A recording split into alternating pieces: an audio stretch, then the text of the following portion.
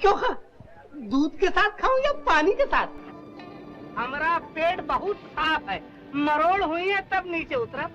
Hindi cinema का वो सितारा जिसने अपनी कॉमेडी और एक्टिंग के दम पर हिंदी सिनेमा में एक अलग पहचान बनाई। ऐसा कलाकार जिसकी कॉमिक टाइमिंग से हमेशा लोगों के चेहरे पर मुस्कान आ जाती थी। कॉमेडी के इस धुरंधर को दुनिया जॉनी वॉकर के नाम से जानती है। जॉनी वॉकर जिन्होंने 60 और 70 के दशक में दर्शकों के चेहरे पर खूब मुस्कान बिखेरी।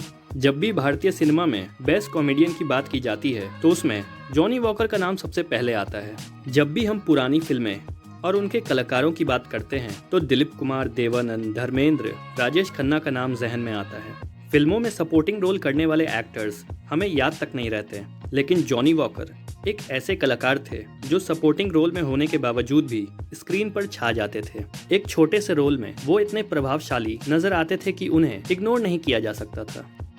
काहे बेटा मगज मारी ना हमसे जीतो तो जाने, इस जहाज में कत्ल हुई जाए तो जहाज का फांसी पे लटकाओगे का?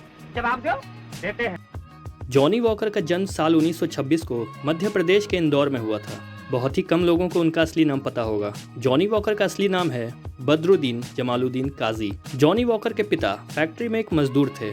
घर की स्थिति ठीक न होने के कारण जॉनी भी छोटी उम्र से ही काम करने लगे थे। जब इंदौर में वो फैक्ट्री बंद हुई तो काम की तलाश में जॉनी वॉकर का पूरा परिवार मुंबई शिफ्ट हो गया था। उनके पिता के लिए 15 सदस्यों का परिवार का भरण पोषण करना मुश्किल हो रहा था। पिता के कंधों से भार कुछ कम करने के लिए जॉनी वॉकर ने Bombay electric supply and transport बसों में एक कंडक्टर की नौकरी कर ली। उस जमाने में उन्हें हर महीने की तनख्वाह 26 रुपए मिलती थी। जॉनी वॉकर अपना काम करने के साथ साथ यात्रियों का मनोरंजन भी करते थे।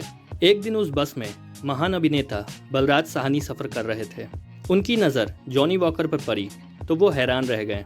यात्रा समाप्त होने के बाद बलराज साहनी ने जॉनी वॉकर को गुरुदत्त से जाकर मिलने को कहा, क्योंकि गुरुदत्त को जॉनी वॉकर जैसे एक एक्टर की तलाश थी।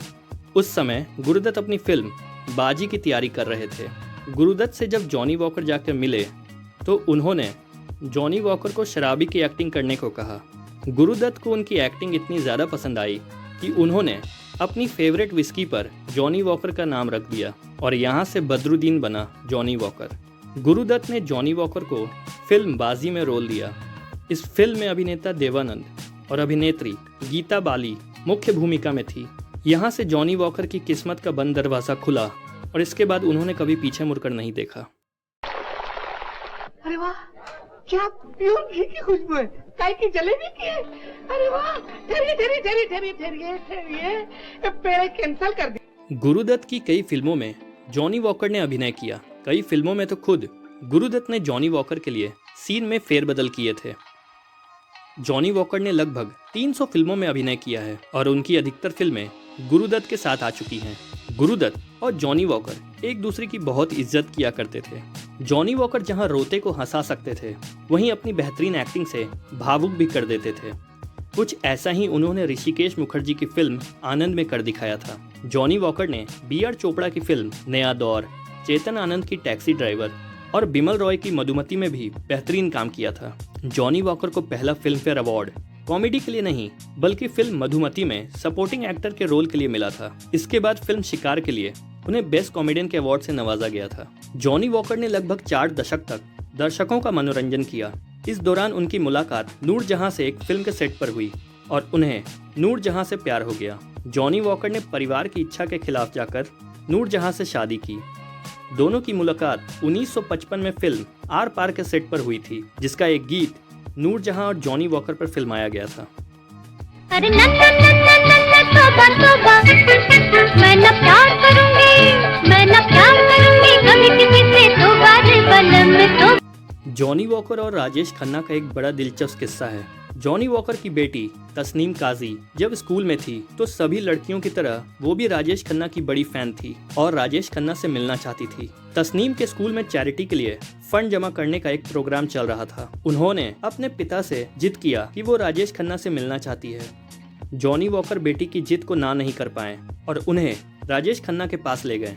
तस्नीम राजेश खन्ना से मिलने के बाद उन्हें अपने स्कूल के चैरिटी प्रोग्राम के बारे में बताया और उनसे फंड्स की गुजारिश की। राजेश खन्ना ने एक ब्लैंक चेक पर साइन करके उन्हें थमा दिया और कहा, जितना चाहो उतनी रकम भर लेना। जॉनी वॉकर ने उन्हें सलाह दी कि वो कोई भी छोटी रकम भरकर स्कूल में दे दे ताकि वो किसी के काम आ जाए। जॉनी वॉकर से जुड़ा एक और किस्सा है कि जॉनी वॉकर चेन्नई जाने से डरते थे। कहा जाता है कि जब जॉनी वॉकर को उनके काम की वजह से पहचान मिली तो मद्रास यानी कि चेन्नई से फिल्मों के ऑफर आने लगे। जब वो फिल्मों की शूटिंग के लिए मद्रास गए तो एयरपोर्ट पर उन्हें पता चला कि उनके भतीजे का देहांत हो गया है। भतीजे के निधन की खबर सुनकर वो वापस लौट गए। कुछ महीने बाद वो फिर से मद्रास पहुंचे तो उन्हें खबर मिली कि उनके पिताजी गुजर गए। वो फिर बॉम्बे लौट गए। एक महीने बाद जॉनी वॉकर जब फिर से मद्रास पहुंचे तो उन्हें खबर मिली कि गुरुदत्त नहीं रहे। इस खबर से उन्हें बहुत धक्का लगा। उन्होंने फैसला किया कि वो फिर कभी मद्रास नहीं जाएंगे। लेकिन जब उन्होंने साल 1996 में कमल हसन की फिल्म चाची 420 साइन की तो उन्हें नहीं बताया गया कि फिल्म की शूटिंग मद्रास में होने वाली है। लगभग 14 साल के बाद उन्होंने मद्रास जाने का फैसला किया। जॉनी वॉकर फ्लाइट के दौरान डरे हुए बैठे थे कि कहीं मद्रास पहुंचने पर उन्हें कोई बुरी खबर ना मिल जाए, लेकिन ऐसा कुछ भी नहीं हुआ। चाची 420 उनके करियर की आखिरी फिल्म थी। साल 2003 में उन्होंने दुनिया को अलविदा कह दिया। तो दोस्तों, ये थी आज की हमारी वीडियो। आशा करता हूँ कि आपको ये वीडियो अच्छी लगी होगी। अगर आपको ये वीडियो अच्छी लगी तो वीडियो को लाइक कीजिए, चैनल को सब्सक्राइब कीजिए और बेल नोटिफिकेशन को ऑन कीजिए ताकि हमारी नई वीडियो आप तक जल्दी पहुंचे। ये वीडियो अपने दोस्तों के साथ शेयर कीजिए। मिलते हैं नेक्स्ट वीडियो में।